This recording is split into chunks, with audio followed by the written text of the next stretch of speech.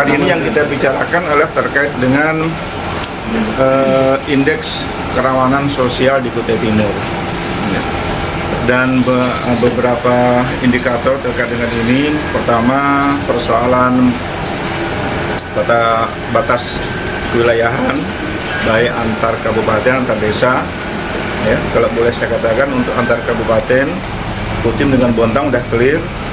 Yang masih sedikit itu adalah Kutim dengan Berau, ya, masih ada prosesnya, masih ditangani oleh pihak provinsi. Kemudian data batas desa ini terus dilakukan.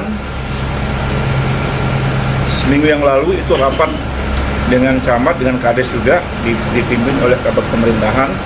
Sebagian di antara selesai, sebagian akan terus kita lakukan. Kemudian selain daripada itu, terkait dengan indeks kerawanan ini tugas pemerintah Kutai Timur untuk menyelesaikan infrastruktur, ya, seperti jalan, kebutuhan air bersih, penerangan, ya, seperti misalnya daerah Kecamatan Sandaran, Kecamatan Gusang, dan beberapa yang lainnya. Tapi tetap ini menjadi kewajiban pemerintah yang saya katakan tadi, bahwa kita dengan program yang ada ini terus pelan-pelan kita lakukan. Itu terkait dengan infrastruktur. Kemudian indeks kerawanan ini terkait dengan sengketa lahan. Baik sengketa lahan ini antara kelompok tani dengan perusahaan, juga ada di antaranya juga kelompok tani yang masuk di wilayah kawasan kehutanan yang sudah, misalnya di sana ada HTI dan sebagainya.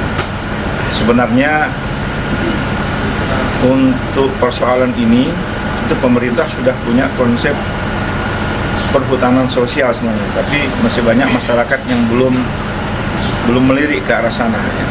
Nah, ini yang ketiga. Kemudian berikutnya lagi terkait dengan narkoba, ini juga masuk kerawanan.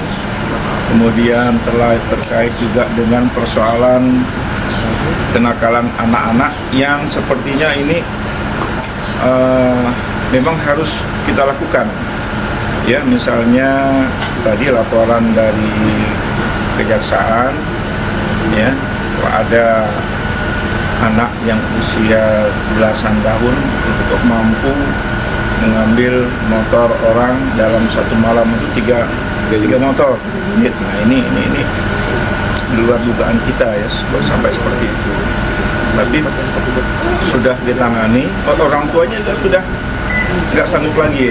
Nah ini menjadi catatan khusus bagi Bupati. Saya sudah minta ke Spangpol ini segera dicatat dan laporkan ke Bupati, karena kita akan mendalami ini untuk kita cari solusinya. Kenapa? Karena ini tidak hanya persoalan